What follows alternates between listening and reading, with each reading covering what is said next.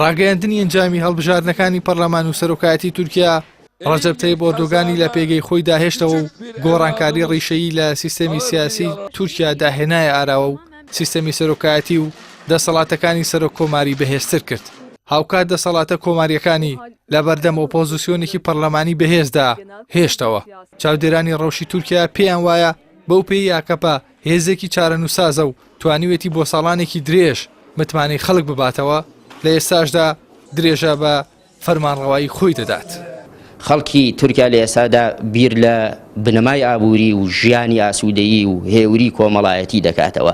ئەم هێورە کۆمەڵایەتیانە ئەم بنەما ئابووریانە وەکو لە دوایین کۆنگرەی ئەکەپەدا کە جەختی لەسەر کراوە ئێمە تێدەگەیشتین ئەم هێزە هێزێکی داهات و ساز و چارەنووساز دەبێت بۆ تورکیا، چونکە لە بەرنامەی ئەودا کە تاوەکو 2053 نەخشە ڕێداری دیاری کردووە، لە 2002ەوە کە دامەزرا، لە 2001ەوە دامەزرا و لە 2002ەوە کە هاتۆتە سەر تەختی دەسەڵات و بۆ چەندین خولی پەرلەمانی و سەرۆکایەتی و شارەوانی هێزێکی باڵا دەستە توانیوێتی هەموو ئەو بەرنامانەی کە بیان باتە پێشەوە وەخۆی جێبەجیان کات جگە لە دۆزێکی دیاریکراو کە بریتێ لە دۆزی کورد.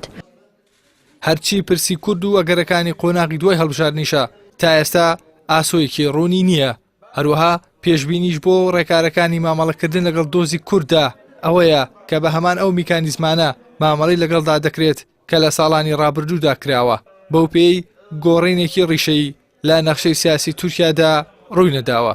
هاوکات چاودێرێکی ڕەوشی تورکیاش دەڵێت پرسی کورد بووەتە خانێکی شێرپەنجەیی بۆ تورکیا و ئۆردۆگانیش دەیەوێت بەبێ گەڕانەوە بۆ پەکەکە و هەدەپە کۆتایی بە پرسی کێشەی کورد بهێنێت. کێشەی کورد لە تورکیادا وەکو خەلایەکی سەرەتانی وایە، وەکو شانێکی شێرپەنجەی وایە کە دەبێت چارەسەر بکرێت، هەتاکو درەنگیش بکەوێت ئەمە تەشە نەدەستێرێت.